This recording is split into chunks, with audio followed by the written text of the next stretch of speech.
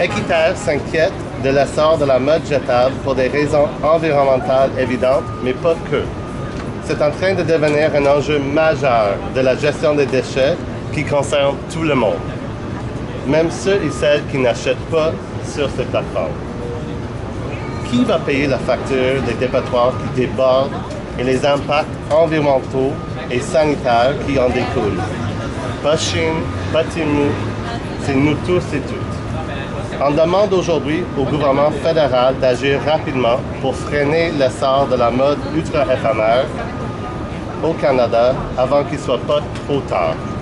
On est dans une situation où les limites planétaires, on atteint nos limites planétaires et on encourage la surconsommation. C'est vraiment pas durable. On devrait aller miser sur l'économie sociale, sur d'autres solutions, sur la mode durable.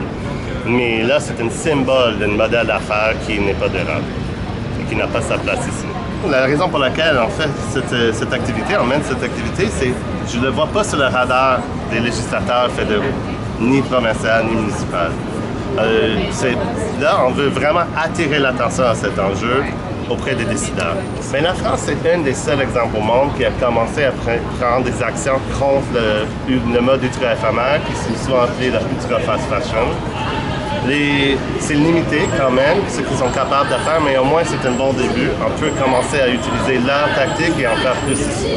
On est très sensible à la crise d'abordabilité, le fait que le coût est très cher. Mais d'acheter une t-shirt pour 4$ qui dure 2 ou 3 fois, c'est pas une solution économique à long terme. C'est pas vraiment la bonne solution.